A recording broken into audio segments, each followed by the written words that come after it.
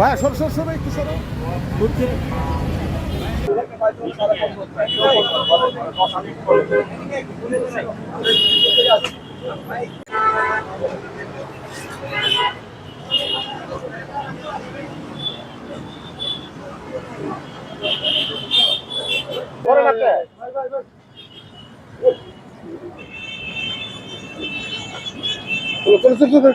এই প্রোগ্রামকে সামনে রেখে আমরা ঢাকার যে আমরা এসেছিলাম পুলিশ কমিশনারের সঙ্গে সাক্ষাৎ করার জন্য, আমাদের প্রোগ্রামের বিষয়ে কথা বলার জন্য।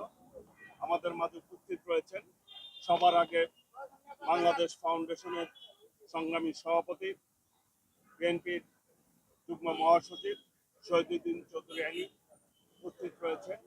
সবার আগে বাংলাদেশ ফাউন্ডেশনের অন্যতম সদস্য, যুবদলের বিপ্লবী সভাপতি আব্দুল মোনায়েম মুন্না উপস্থিত রয়েছেন। সবার আগে বাংলাদেশ ফাউন্ডেশনের অন্যতম সদস্য, স্বেচ্ছাসেবক দলের সভাপতি এস.এম. জিলানী রয়েছেন।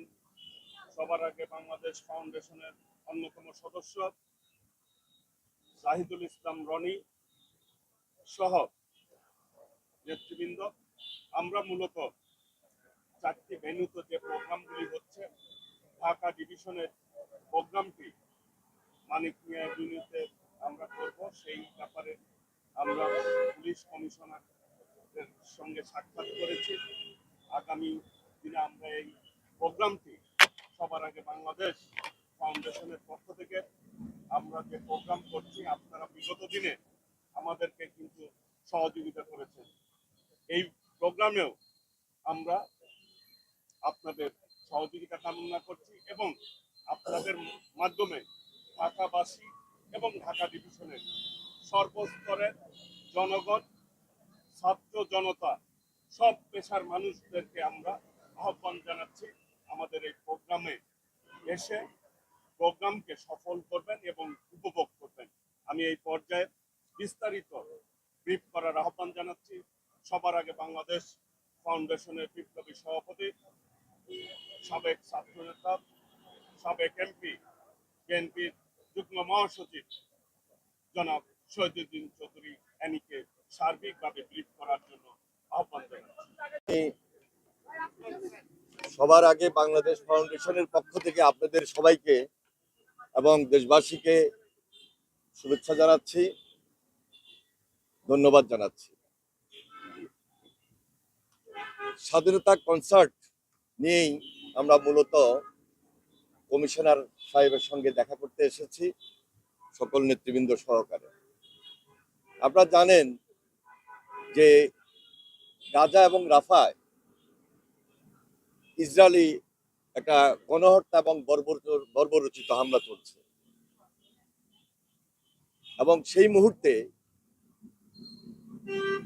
আমরা সবার আগে বাংলাদেশ সর্বপ্রথম এই ন্যাক্কারজনক এবং বর্বরচিত হামলার তীব্র নিন্দা এবং প্রতিবাদ জানাই, এবং আমরা সম্পূর্ণভাবে সংহতি প্রকাশ করছি। আজকে the world stops for Gaza বিশ্বব্যাপী এই প্রোগ্রামটি অনুষ্ঠিত হচ্ছে।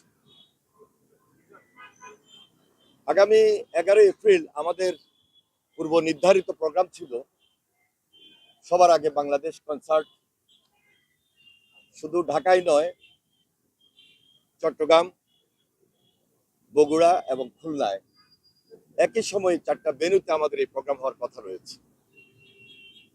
যেহেতু শুক্রবার, ধর্মপ্রাণ মুসলমান আমরা সবাই একাত্ম হয়ে এই ন্যাক্কারজনক বর্বরচিত গণহত্যার প্রতিবাদে সবাই সেই প্রতিবাদ মিছিলে অংশগ্রহণ করব।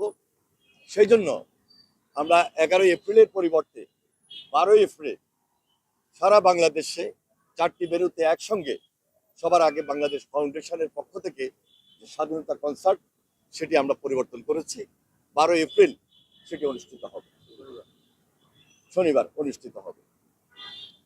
আমাদের এই প্রোগ্রামে সম্পূর্ণভাবে বাংলাদেশের গান, বাংলাদেশের সংস্কৃতি, বাংলাদেশের শিল্পীরাই সেখানে তাদের কনসার্টে অংশগ্রহণ করবেন। এবং স্থানীয়ভাবে আঞ্চলিক যে গান সেটিও থাকবে। সুতরাং আপনারা বুঝতেই পারছেন যে আমরা সবাই মিলে একসঙ্গে হয়ে বাংলাদেশের স্বার্থটাকে আমরা প্রাধান্য দিচ্ছি, যে স্বার্থের মধ্যে আমাদের বাংলাদেশ সবার উপরে, সবার আগে।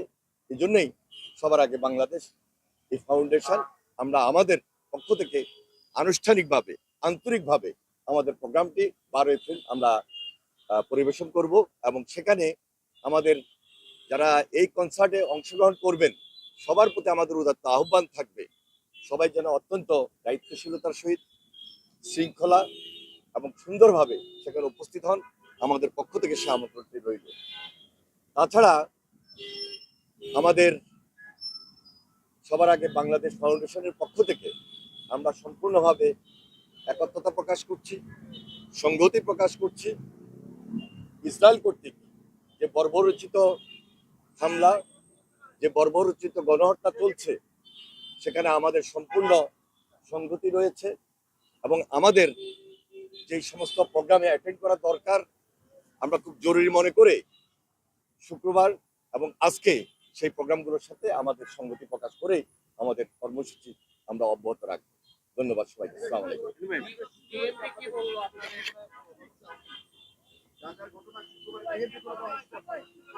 আসলে আমি সবার আগে বাংলাদেশ এটা সম্পূর্ণ একটা অরাজনৈতিক কর্মসূচি নিয়েই হাজির হয়েছি। বিএনপির কথা বলবেন, যদিও আমি বিএনপির দায়িত্বশীল লোক, কিন্তু সবার আগে বাংলাদেশ ফাউন্ডেশন সম্পূর্ণ একটা নিরপেক্ষ অবস্থান থেকে কথা বলছে।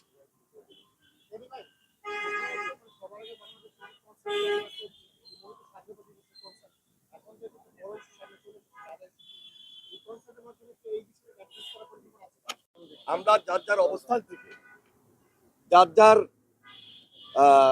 মাঠ থেকে প্রতিবাদ অব্যাহত রাখবো। সবার আগে বাংলাদেশ একইভাবে শুক্রবারও একাত্মতা ঘোষণা করে সেখানে প্রতিবাদের ভাষাকে অব্যাহত রেখেছে এবং শনিবার আমাদের কর্মসূচি থেকেও আমরা সেখানে প্রতিবাদের ভাষাটিকে অব্যাহত রাখবো।